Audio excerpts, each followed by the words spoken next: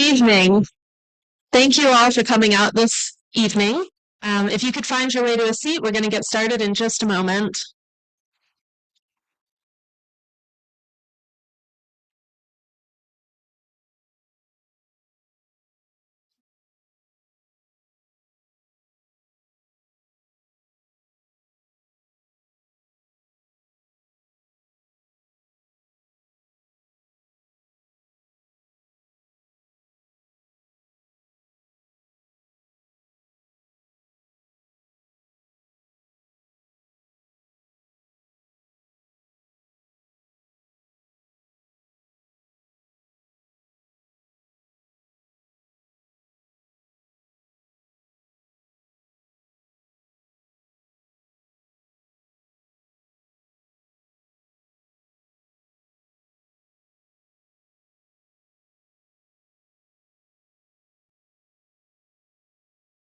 All right. Thank you all so much for joining us. And I appreciate that some of you have sat closer to the front. I know the comfy seats are in the back, I get it, but I promise I won't bite.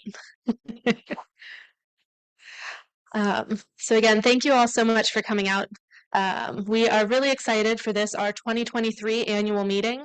This is an opportunity for us to share with our membership, all of the wonderful things that have happened in 2022, some of the things that we're looking forward to coming up this year, as well as holding elections for our new board members, as well as some returning board members who have terms that have expired this year, and our board of directors slate of officers. So we are going to go ahead and get into this. Oh, and I am Kaitlyn Hof-Mahoney. I'm the executive director here at the museum. I know that I know most of you, and for those of you that I haven't met personally, I'm looking forward to getting to know you more over this coming year. So getting into the director's report portion of this, I am going to start by acknowledging and recognizing some of our grant funding and highlighting some of the projects that our grants have enabled us to do in the past year. So first, this is one of our longest standing grant funding relationships with the AEC Trust, and this is an award of $50,000 each year that we typically use half of the award for a specific project, and then half of the award is for our general operating support. So for this year, we used this funding to repaint the exterior of the historic Matheson House, which, take a good look, these are our before pictures. And now here are some after.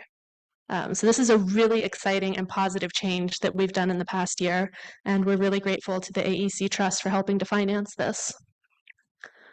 One of our other funding agencies is Visit Gainesville, Alachua County. This is another one of our regular funding agencies. For the 21 to 22 year, we received about $45,000. And for this current year, we have received $65,000. So this is used for exhibits, some of the wonderful things that you see here at the museum, our programs throughout the year, as well as this is one of the major sources for our marketing funding. And one of the really exciting things that we are doing with this funding this year is sitting right back there at the table. That is Willett Hancock, and he is our brand new visitor engagement assistant. So this is a position that Visit Gainesville is sponsoring for us to provide expanded access to our facilities and the resources that we have available that their grant funding supports. So one of the exciting things that we are going to be doing starting February 1st is we are expanding our hours that we're open to the public. So starting February 1st, we will be open Wednesday through Saturday from 11 to 4. And we are also able, now that on nearly every day that we're open to the public, there will be 2 of us here, which will make it much easier for us to facilitate research appointments as well as tours of the Matheson House. So we are really excited to have Willett on the team. Another one of our grants is from the State Division of Cultural Affairs. And this year, the state legislature was very generous and fully funded the program. So please, I encourage you to reach out to your legislatures and encourage them to support the program again in the future. But our award for 2022-23 is $40,000, and this is used for our programs and exhibits. One of the exciting things that we're doing with this money this year is we have an intern, Martha Grace Whiteman, who is creating a history kit that is targeted towards, I believe she's doing K through 6th grade. And the topic of this first kit is on the Florida Springs. So one of the things that's included with that is a selection of postcards from our collection surrounding the springs. And she's put together all sorts of activities and worksheets that are age appropriate. So once these are completed, we will work with our first vice president, John, who is the social studies curriculum director for the public schools, to help us get these kits to be available to teachers to check out for use in their classroom. So that's something that we're really excited about through our grant funding for this year. And then we also have the City of Gainesville. Through their outside agency grant program, we have been awarded, they do a 2-year grant cycle. So we've been awarded nearly $12,000 for the next 2 years. And we are using that for funding for internship stipends as well as general program expenses. So this is something that is very new. So I don't actually have good individual pictures of them yet because they have just started their work. But here in this picture, right here, these two are Catherine Hill, our cataloging intern, and then Jordan Dickens, who is our research intern. So they are here at the library working on another project that they're doing here at the museum. But they will be helping us out with some of the things here at the museum with the cataloging, getting things into the database, whether it is new items that have come into the museum or some of the old ones that we haven't quite had the capacity to process yet. So that's something that Catherine will be working on. And then Jordan is going to be interfacing with the public to do research and answer public research queries as they come into the museum. And then finally, this one potentially has the greatest impact. From the Capital City Bank Group Foundation, they gave us an award this year of $2,000 that we bought new staff laptops because the ones that we had previously were very difficult to work with. So this really is a fantastic foundation for everything else that gets done here. And there is one of our brand new laptops in action. Another funding partner that we work with regularly is the Community Foundation of North Central Florida. And I'm not going to talk too much about that because Bob will be hitting on that in his report. But one of the things that we're doing this year that I'm really excited about is the Community Foundation identified us to participate in this Jumpstart program through an organization called Network for Good. So this is a grant-funded program from the Community Foundation. They identified various nonprofits in our area who they work with, who they thought were, right on the cusp of moving to the next level in fundraising. So they are sponsoring us to participate in this program. And what this is we will be working through a 1-year period with one-on-one coaching with fundraising experts to kind of refine our processes and make sure that we are, reaching our potential and helping move the museum towards ongoing financial sustainability. So that's something that I'm really looking forward to. We'll be starting next month, and I'll be sharing more about that as we go through the year. One of the things that we do every year with the Community Foundation is the Amazing Give. So in 2022, this is a targeted fundraising day. I'm sure that many of you are familiar with this. And it is something that the entire community participates in. There are, hundreds of nonprofits. And in 2022, we were focusing on raising money to clean up Sweetwater Park here behind the museum. It had been neglected for a while and had really turned more into Sweetwater jungle.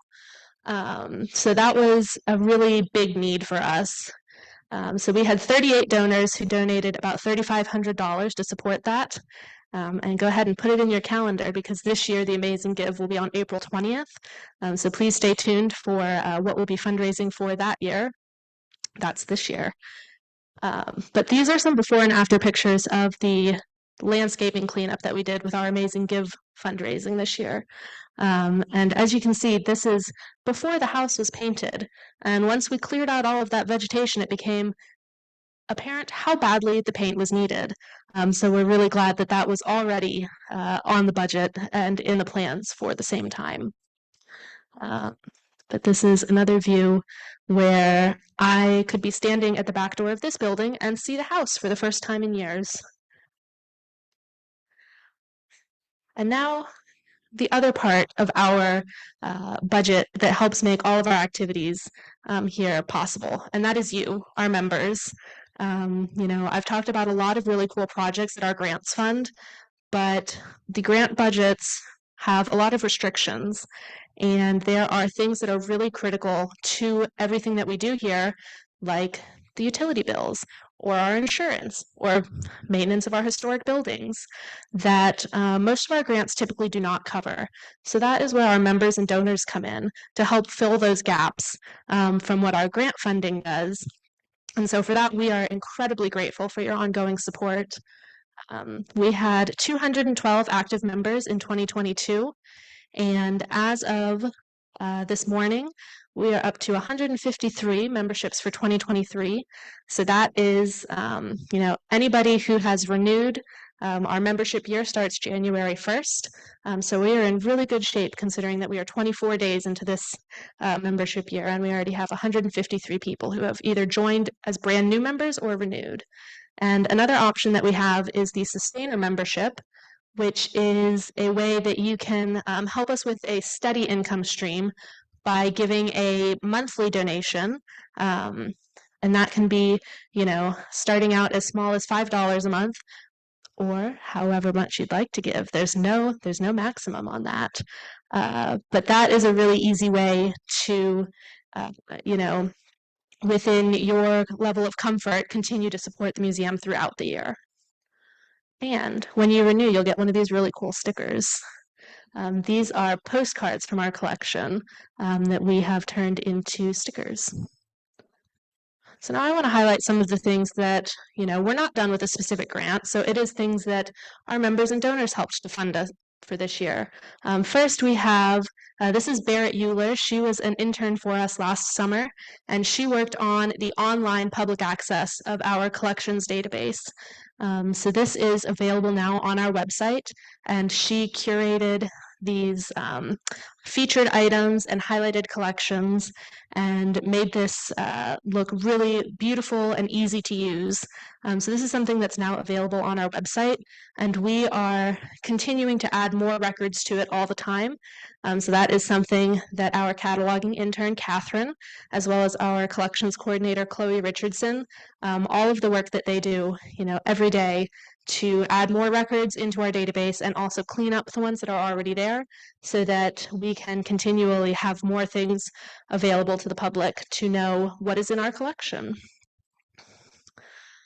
Another exciting thing with the collections this year that Chloe Richardson spearheaded, and I also want to thank Tina Fields, one of our board members, who sponsored one of these data logos for us.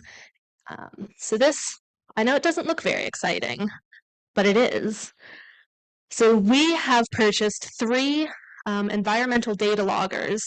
So these transmit real-time data about the temperature and humidity in, currently we have our 3 sensors. There are 2 in the Matheson house and then 1 in this building so that we can have real solid data about what is going on with our conditions so that we can know, what are safe places to put our collection, what are things that we could change.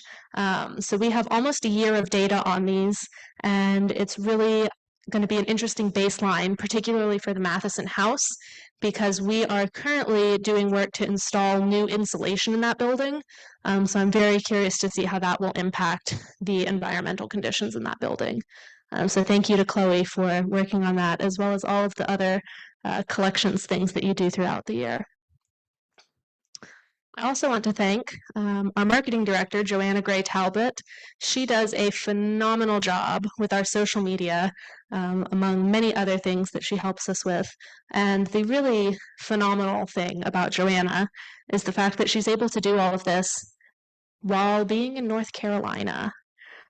So the way that she is able to, work with Chloe to identify things to share from our collection or other things from other institutions is really just a phenomenal resource. And if you don't follow us on social media, I really encourage you to. She posts something almost every single day, and it's always fascinating. And then finally, we get to our exhibits and programs. So we have, in the room that we're in right now, the brand new exhibit on the Great Southern Music Hall that was sponsored by Jeffrey Meldon and Meldon Law. This is a really special exhibit, and we're so grateful to have it. And there will be, exactly 1 month from today, we are having a program related to the exhibit. So we'll be having these four gentlemen here. So we have Jeffrey Meldon, John Moran, Jim Forsman, and Albert Tibaji, who were kind of co-conspirators for the Great Southern Music Hall. And then John Moran took all of the wonderful photographs that are surrounding us. So they will be here to speak on February 24th, and it will be highly entertaining. When you get those four together, you're never quite sure exactly what they're going to say. That's going to be at 7 o'clock. And then some of the other exciting programs that we've had throughout the year, we did a zine making workshop in partnership with the Civic Media Center. We had our Holiday Homes tour.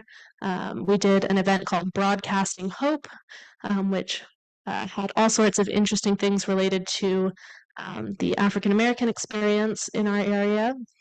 We hosted the book launch for Jack Davis's new book. We are really fortunate to have such a strong friend in our community that we have a Pulitzer Prize winner doing his book launch here at the Matheson. We also had Steve Knoll speaking about his recent book, Writing for the Public Good. And so here he is with Adele Graham and Marion Colburn, whose husbands, Bob Graham and David Colburn, their collected works were featured in the book, as well as Nicole Nesberg speaking about Indigenous history. We were also really fortunate to host the first annual City of Gainesville Historic Preservation Awards. And this was really a gathering of friends of the Matheson here at the museum.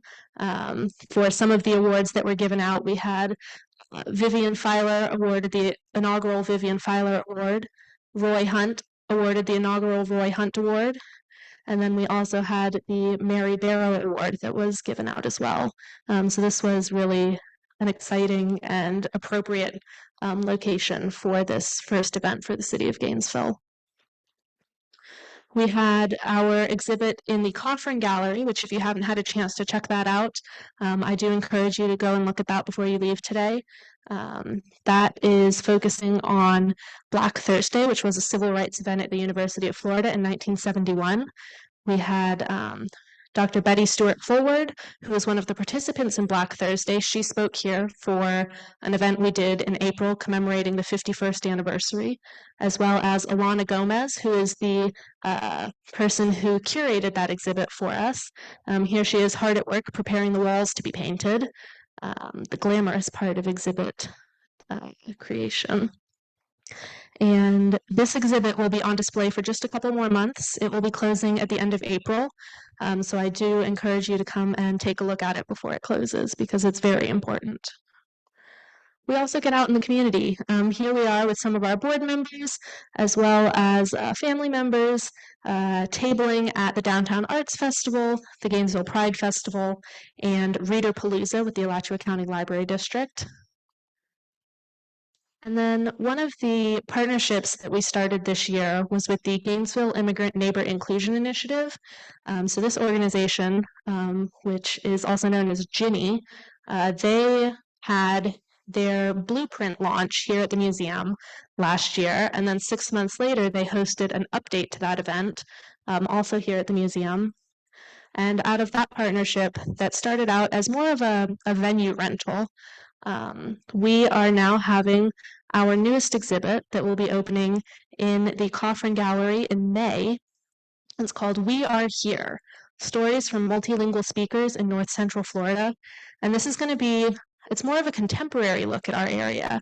And it is a really fascinating look at, all of the different people in our area who don't necessarily speak English and sharing their stories and some of the challenges that they face. So we are really looking forward to that and can't wait to share more about it with you as it gets closer. I'm now going to turn it over to Jason Stanford, our treasurer to give his treasurer's report.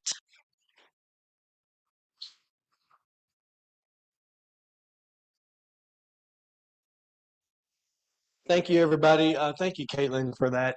It's hard to follow her. I don't have any cool slides. This is the coolest thing I got to offer. So I'm Jason Stanford, the treasurer. I am from Hawthorne or Melrose area. Grew up in Melrose, went to school in Hawthorne. So I'm kind of proud. Thanks for that slide, Kaitlyn. So I'm the treasurer of this organization. There's a lot of talk about money and finances tonight, grants and donors and what have you. And Bob, our president, and our executive director are going to talk about that a lot. I'm just going to talk about how we use the money, where it comes from broadly, and kind of what we do with it, and maybe have a conversation about how we're spending it and give you a broad overview of kind of the health of our organization. So if I can start with the first slide. Yes, ma'am. Or is that it? Oh, I get a. It's hard being old. So it's one of the things I was sitting here listening to some of the things that Kaitlyn talked about. This data.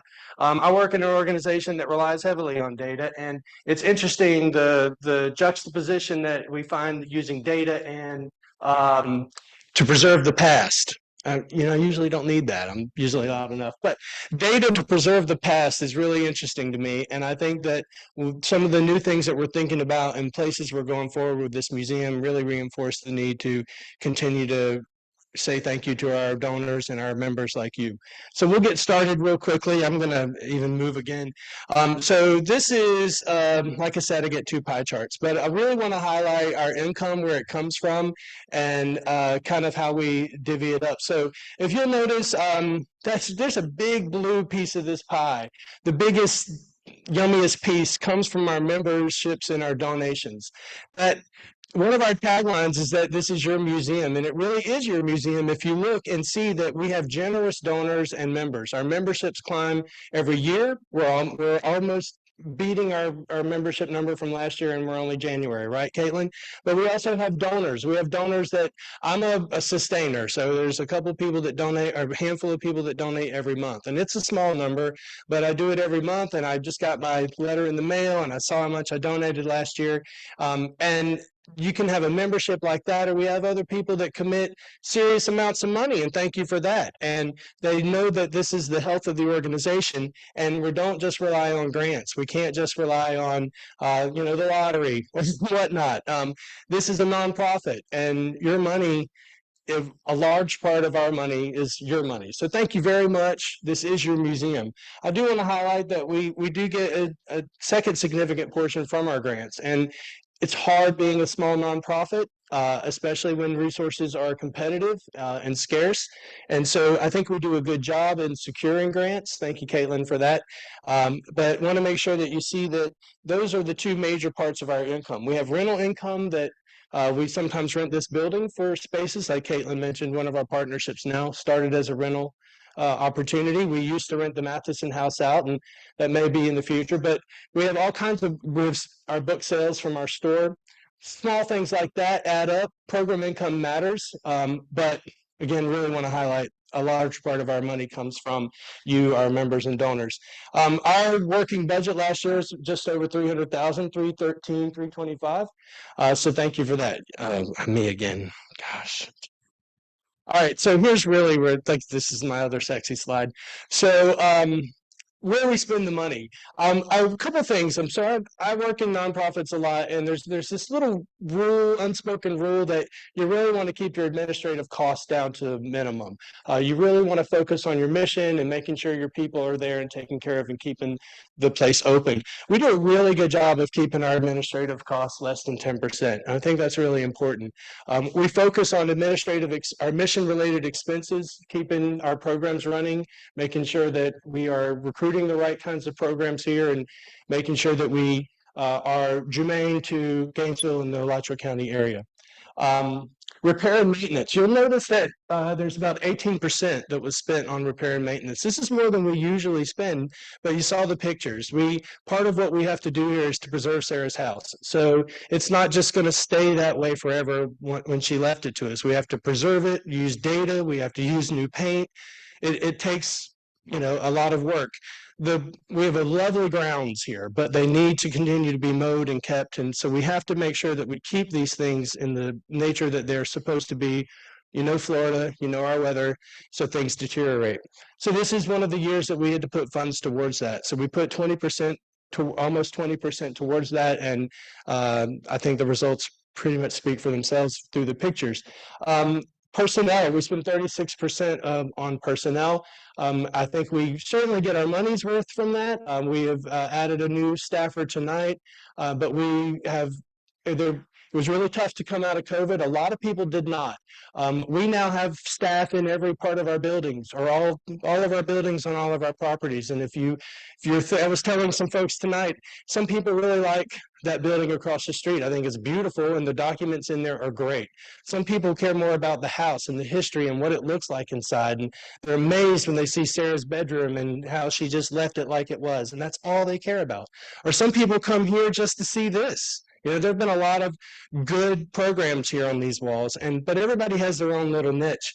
But we have somebody in every building now, and there's always somebody here that you can come see, and that wasn't always the case. So it's something to be proud of all the hard work our staff do. We appreciate that. I'm going to save that little light blue spot for last. Well, they're both two. So the green and the blue, if you add them up, it's 18, almost 19%. 20% of our budget goes to fixed costs. And I really want to highlight what Kaitlyn said earlier, and I meant to say it from the last slide, but grants, in the grants world, when you get grants, they say we're going to give you grants to do the X, Y, and Z. And sometimes you need A, B, and C, and you don't get to do those with that grant money. And then sometimes people leave their money to us in their wills, which is fantastic, and it helps keep us going. But they say, I really want to make sure Sarah's house is just like it is, and I don't want any penny spent on anything else. And well, that's what we do with it. So no one ever leaves money or donates or writes a check. I want this to go to the GRU bill. No one ever does that. Please do that. No one ever says, I want this to go to insurance. But, and I see Mr. Barrow in the room, and he knows this, but that building across the street is beautiful. If you haven't been in it, please make arrangements to go see it. We put a lot of work into that. And grant money, individual donation money, there's a fire suppression system, the ceilings are great. But that we have to insure that building. And we love hurricanes in this state. We love crazy weather. We have to insure that building, and that's a fixed cost. And our money, we have to ensure that 20% of our funds go to electricity, keeping the lights on, the doors open, and the fire out, So please be mindful of that, because those are resources that have to come from some other place than a grant or some other place than a fixed donation. 20% of that comes from fixed costs. So anytime you as a member or you as a donor that makes this your museum, please think about that. You're doing something a little bit extra to help keep this place great. That is all. We spend about $274,439. I'm pretty sure that number is less than the first number. That's what makes this place great. So many nonprofits are struggling, like I said, to keep afloat. Also, last thing I just want to say, I feel like as a board member, I'm the treasurer, so I just every month I give a number to the board to say, yes, we have money in the bank. But as a board member, you're supposed to be a cheerleader for the organization, and I just want to say, I'm from Melrose, and there's 4 counties in Melrose, so it's hard to be a city because who wants to take ownership of that? But there's nothing like this in Palatka or Stark. Maybe not even Ocala, or anywhere in Chiefland. We're pretty unique, and we do it pretty good. So thank you for what you're doing. Thank you for being a supporter of the Matheson, and please keep doing that, because we're doing some pretty cool things. Thank you very much.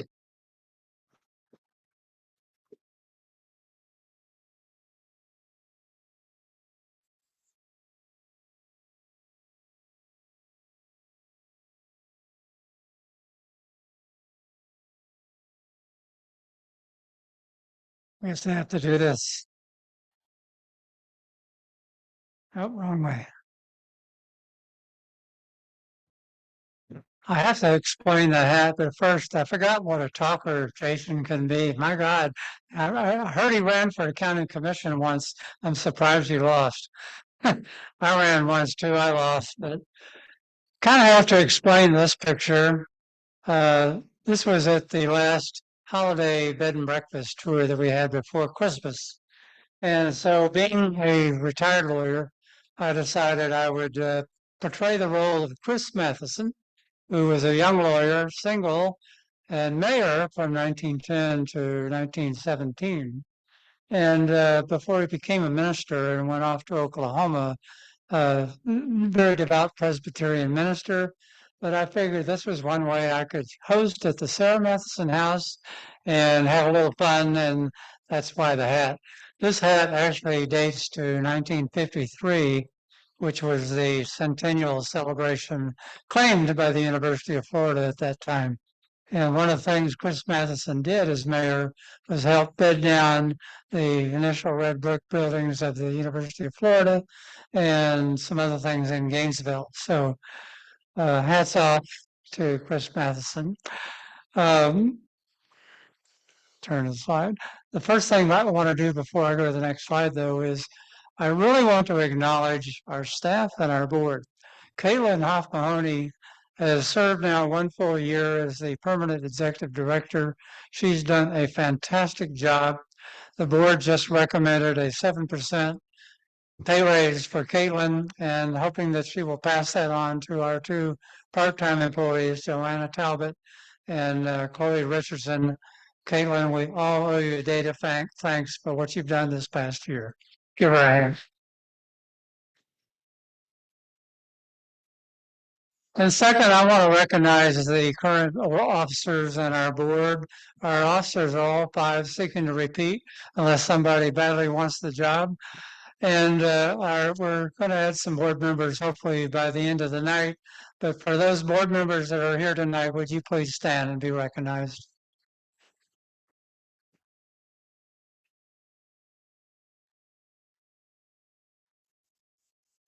Okay, now, next slide. Those of you that keep up with city planning and what the city commission does and so forth may recognize this slide. It's from the downtown strategic plan that was briefed last April or last June to the city commission and to the public. If you look at that, if you can see, we're right at the heart of what they're calling the downtown jewel, idea number 3. The MLA is across the street, the library and archives building Jason just talked about. The Alachua County Library is right over here, and between us and the library is the Sweetwater branch, which Ron Cunningham and others and Harvey Ward, our mayor, want to turn into a loop around downtown, connecting the neighborhoods and developing Sweetwater Park. And whether or not that loop takes place or not and connects the duck pond and the other neighborhoods, we know that the first part that can be done, the easiest part, might be to develop from this location south through our property down to past the power district and all the way to Depot Park. It's an undisturbed central part of Gainesville that's sitting there, needs to be developed. If we could get the library system to open up on this back side and to open up the stream, basically make it visible to the public, think what an asset that would be, what a place it would be. And what we've done this year, Kaitlyn mentioned the landscaping and shown you some pictures, but we used to have a really bad homeless situation here with people leaving their things behind overnight and camping out overnight. That's gone down dramatically. Over 80% has been discouraged by just cleaning up our part of this downtown jewel. This is our future next 3 years. One of the people nominated for the board tonight, Jay Norquist, who's here, has been a champion of that. And we're going to see it through, and you can all be proud of what's going to happen. So I'm very hopeful that the Matheson will be in the lead. One of the things we've already put into for the Florida Department of Transportation, since it controls this road out here, it's a state road, is a crosswalk with lights so that bikes and pedestrians can cross. Whenever we fill this room in the parking lot, guess where people park? Across the street at the old Kirby Smith Administration Building. So yes, we'd like to connect the duck pond, but first let's develop this part of it. Let's build the park south. And there's people like the McGurns who want to help us do that. So it's an exciting time to be, and I'm honored to be the current year president of the Matheson. One of the things we've done this past year is we completely, with the help of board member David Chadwick, who's here with us tonight, sitting in the back, and TJ Siche, who's going off the board this year, is to totally revamp our fundraising resources plan. You got to have that. You got to have a plan before you can really go out in an intelligent way and raise money. The main purpose of the board of directors is to fundraise. That's not the job necessarily of the executive director. She's planning programs, she's overseeing the facilities. It's a huge job just by itself. The first step in that, I thought, was to honor all the people that have donated to the museum over the years. So one of the first things we did is we bought 2 plaques over there in the corner. One of them has the founding board members on it and the past presidents. The other one has 2 columns of, there's the major donors, those who have contributed $25,000 or more over the years, and those have contributed $10,000 or more over the years. And we had an event, Dr. Mark Barrow and friends. Mark, you're here somewhere. Everybody knows Mark Barrow.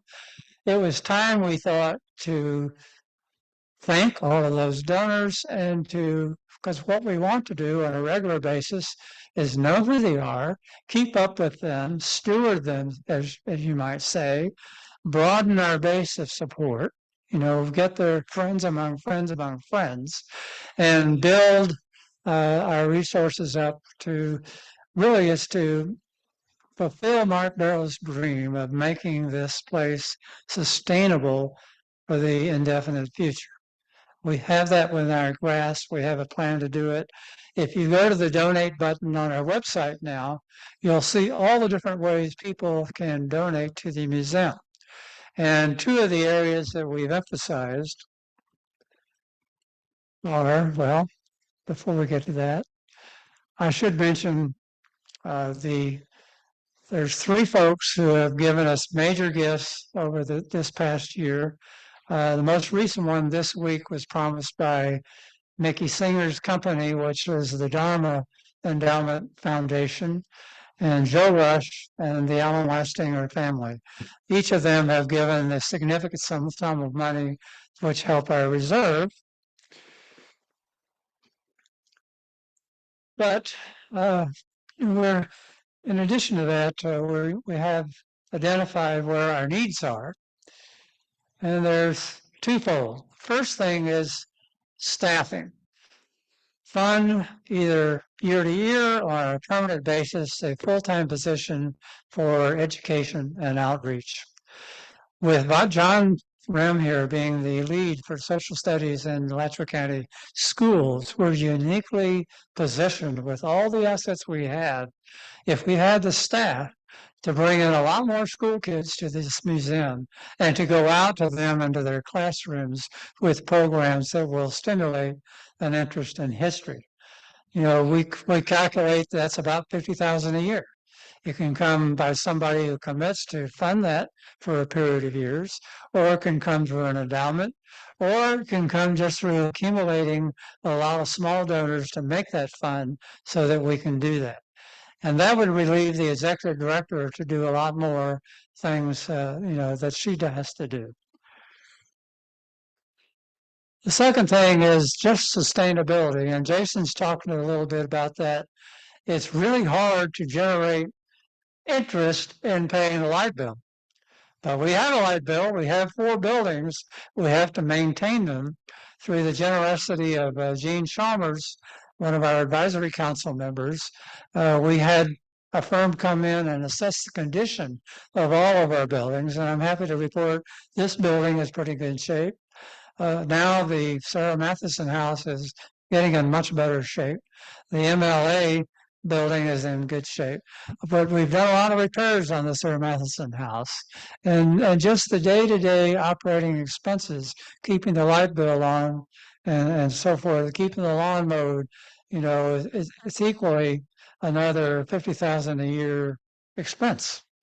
And we'd love to be able to do that in perpetuity.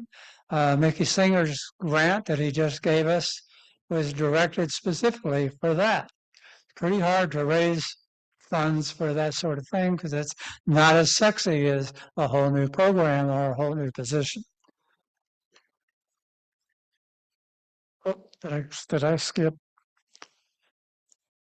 Yeah, okay. I talked about the fundraising plan. Two areas that I want to particularly emphasize is that we've added a corporate sponsorship plan. And we have with us tonight Jeff Montgomery, who is our very first corporate sponsor. And I told him at Rotary today I was going to do something that he already knows about. But at Rotary in Christmas, around Christmas time, he handed out an envelope to all of us with a $10 bill inside. And he said, I want you to come up with innovative ways to make that $10 bill grow. Well, I've been racking my brain for a month now, trying to figure out how to make that happen.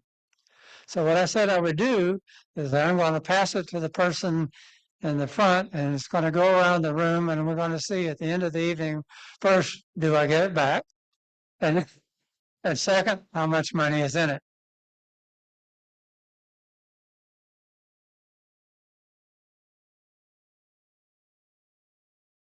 You probably wonder why the car wash emblem is out there. That's one of the local businesses that Jeff Montgomery's company manages.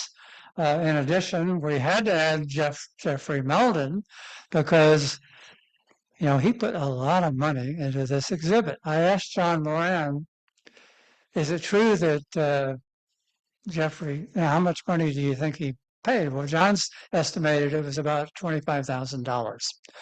At the opening, I asked Jeffrey Meldon in person, I said, John Moran said you spent about $25,000. Is that about right on this exhibit? And he said, way more than that.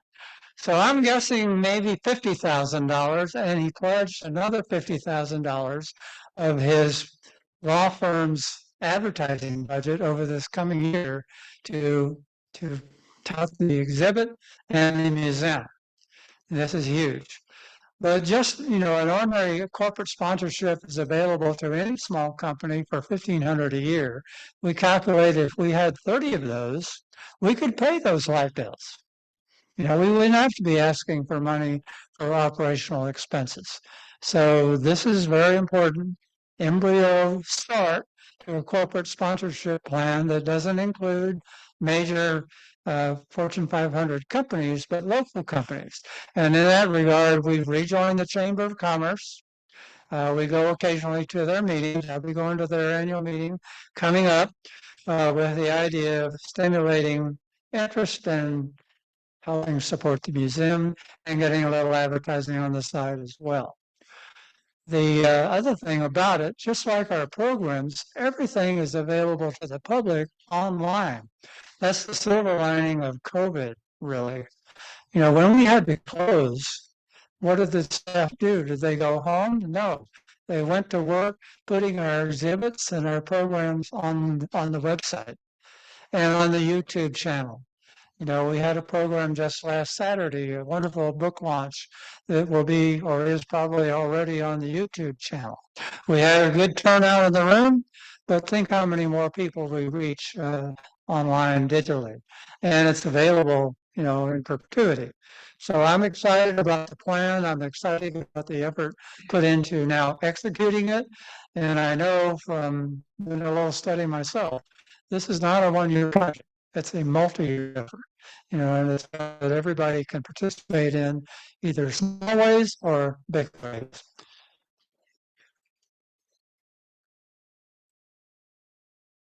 Okay. What have I got here? All right. It's general operating support. That. I guess I'm almost done. I'll have some concluding remarks at the end, but I'm going to turn it over to our second vice president, Charlie, who will conduct the election. And by the way, there can be nominations from the floor if anybody is so moved. Otherwise, we have a pretty much standard organizational slate. Thank you.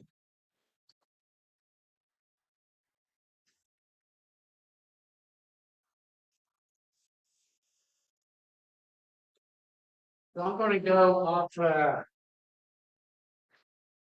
schedule just a second with Bob's interesting, innovative passing around and say there's a Mark Twain anecdote where he said, I went to church last Sunday and the pastor was so inspiring when he started that I swore I would put a $10 coin into the collection plate.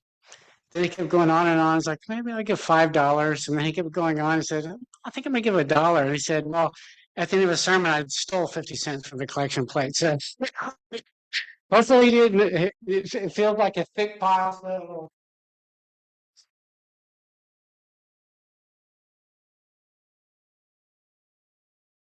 So adding new board members at the annual meeting is one of the most important things that we do. And this year we have 4 outstanding individuals. And I'm not going to go over the bio of every one of them because you have a bio in your program. So hopefully you've had a chance to look at it. If you haven't, I'll start speaking real slowly to give you time to skim through it. But I will say, because I was on the bylaws committee and so is Bob, and he's in the front row watching me, I'm going to say that by the bylaws, we do have to have a quorum here. So if people don't mind briefly holding up your hands if you are a voting member. So I hereby declare that we easily have a quorum to move to a vote.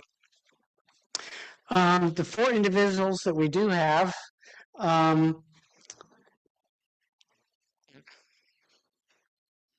didn't know I had that slide. Thank you.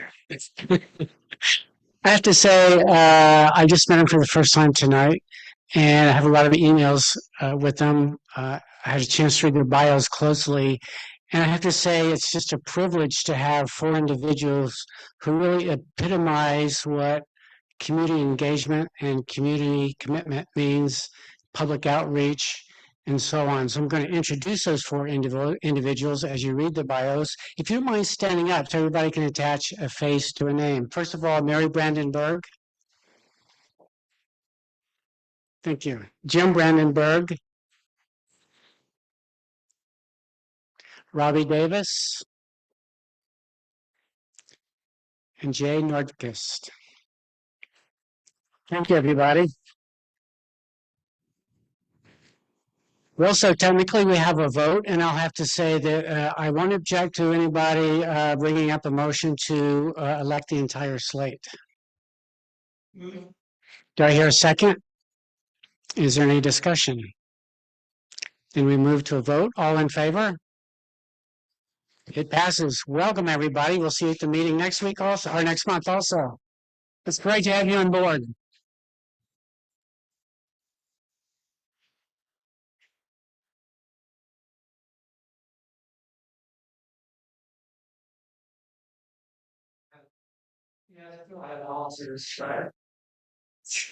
Oh, I saw your name on that portion, Bob, so that's your name. But wait, there's more. Okay. Sorry, I didn't realize that was under my domain. Okay, we also have the board officers who also have to be elected. And once again, we can put up the entire slate should the assembled membership feel go that direction. Move a second. Any discussion? All in favor? Passes. Thank you.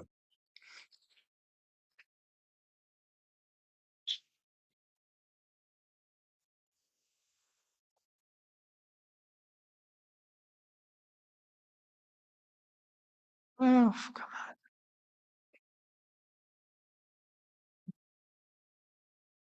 The next thing is Kaitlyn will introduce the volunteer of the year. All right. So this is one of the now that we've made it through the business of the evening, let's get to the fun, the awards. So our Volunteer of the Year award, I have already talked about them several times this evening, is Catherine Hill.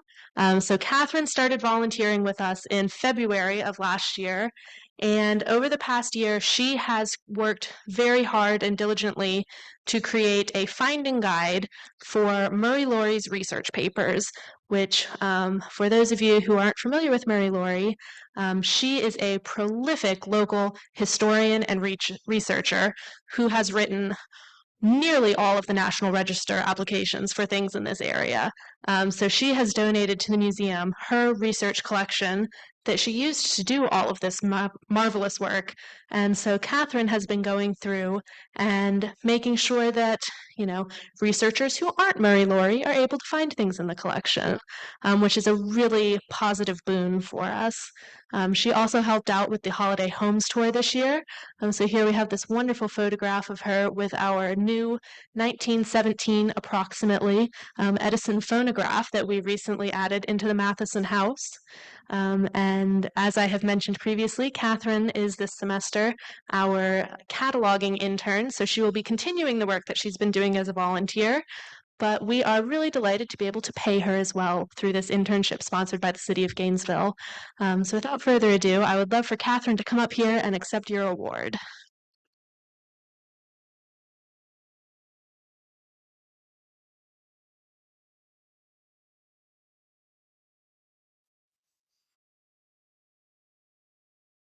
Smile for the camera.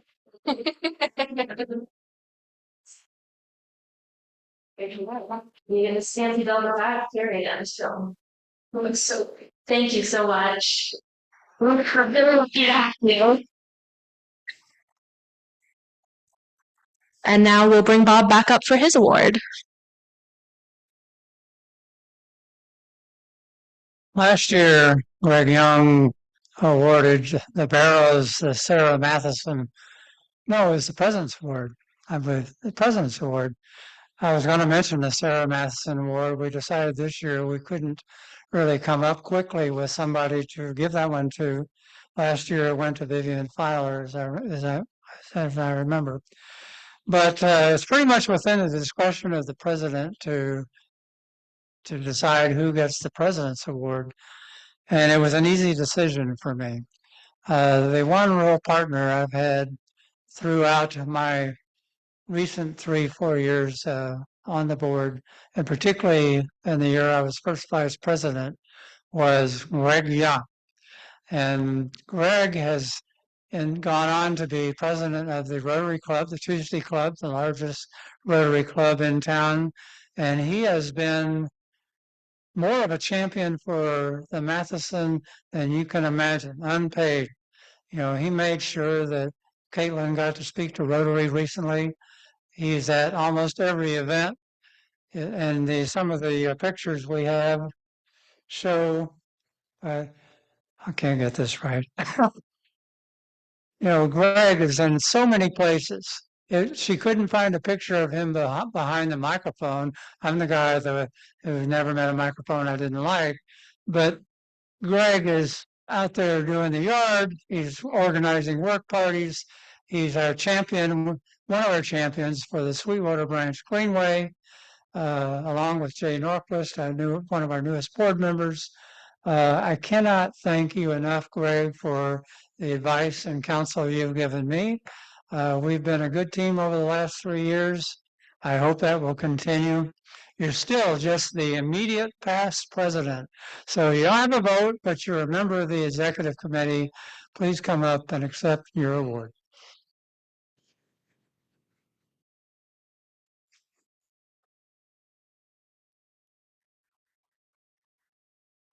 And let Annie take a good picture. Okay, thank you.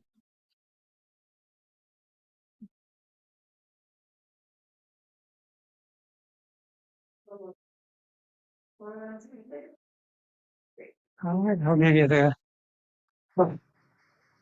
Bob, if I could make it take the mark. Thank you so much. I'm totally surprised.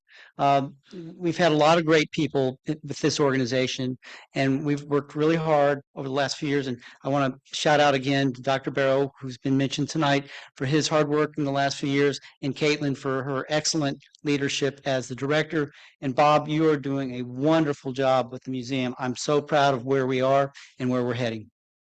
Thank you very much. Thank you. Be surprised. And I have one last surprise. It's been a great meeting, but I would like to let you know, well, first of all, the results of the test, Jeff Montgomery. We now have, in addition to your $10 bill, over $100 more in the envelope for the math. Thank you all for doing that.